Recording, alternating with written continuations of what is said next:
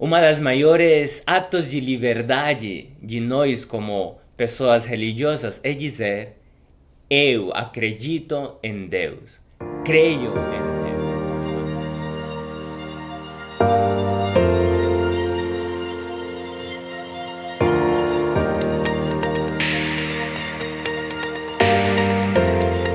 E aí, tudo bem?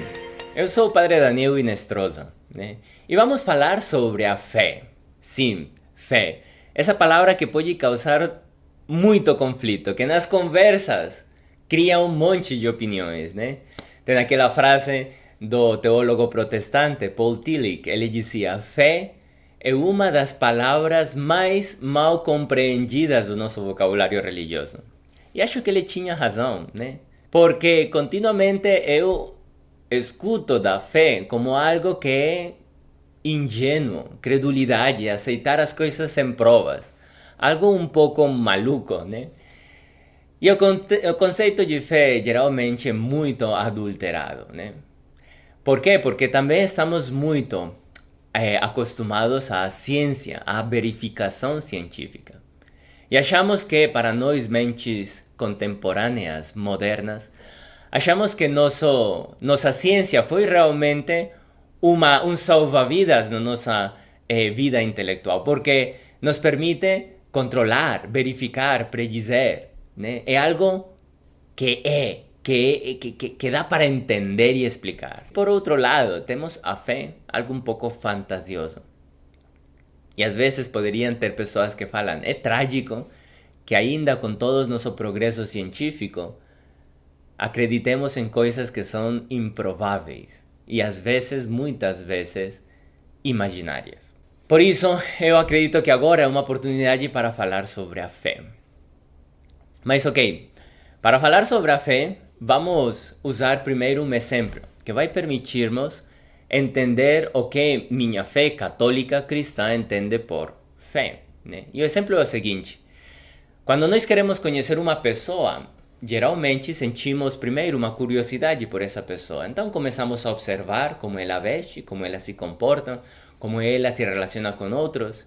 Talvez queremos ir um pouquinho mais ao fundo. Perguntamos sobre ela, amigos em comum, amigos dessa pessoa, e queremos saber coisas mais detalhadas. Talvez fazemos esse pequeno stalking, né? Aquela pequena busca pelo Google, pelas redes sociais sobre essa pessoa para conhecer mais informação. E sim, vamos provavelmente saber muito sobre ela. Poderíamos dizer que é um conhecimento ainda muito racional, muito objetivo, ou se permitem também um pouco afastado, de longe. E não é um conhecimento errado, né? Através desse conhecimento podemos fazer deduções, tirar nossas próprias conclusões sobre essa pessoa e alcançar um certo grau de conhecimento dela. Agora digamos que queremos conhecer um pouquinho mais, realmente conhecer essa pessoa. Eu te falo que eventualmente você vai ter que encontrar ela, falar com ela. E aqui é quando se abre duas escolhas. As escolhas que eu, como curioso, devo fazer em relação a essa pessoa. Primeira escolha é escutar, porque esta pessoa vai começar a falar. E sua fala, sua informação, provavelmente vai reafirmar aquilo que eu já sabia. Vai me permitir dizer: eu já conhecia isso sobre ti. E confirmará aquilo que eu já conhecia.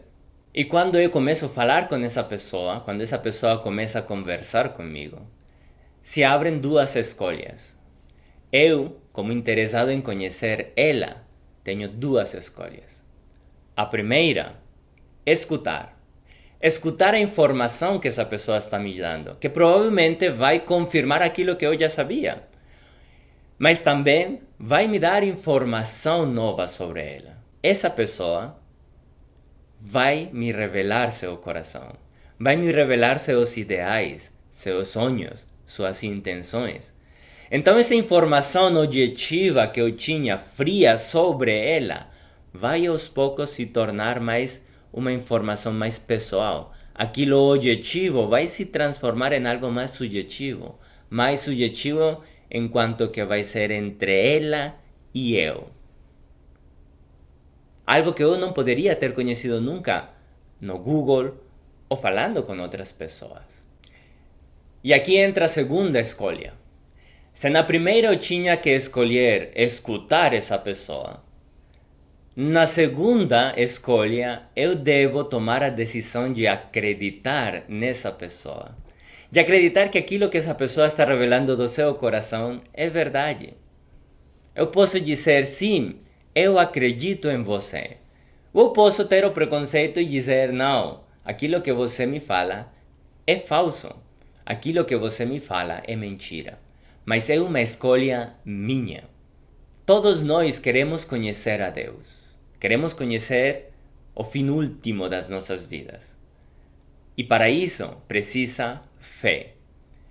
Uma das maiores atos de liberdade de nós como pessoas religiosas é dizer: eu acredito em Deus, creio em Deus. De fato, nosso catecismo da Igreja Católica começa com essa afirmação: creio em Deus. E dizer creio em Deus é dizer eu creio. Eu posso ter muita informação sobre Deus, posso pesquisar sobre Ele, estudar sobre Deus, posso perguntar a outras pessoas sobre a própria experiência de Deus.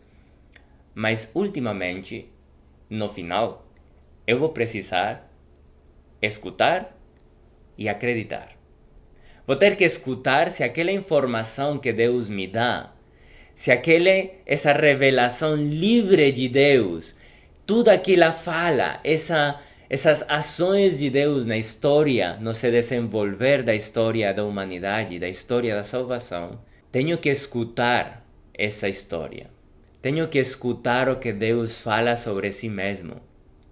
Porque sem escutar, eu nunca poderei dar esse último passo, provavelmente aquele mais definitivo, aquele mais livre de dizer eu acredito em ti. Seria absurdo predeterminar, prejulgar uma pessoa antes de escutar ela. Só com uma informação de Google, com uma informação de redes sociais, com uma informação totalmente fria e afastada. Eu preciso encontrar ela. Eu preciso encontrar Deus para poder aí sim tomar uma decisão. Isso significa quando falamos eu creio em Deus.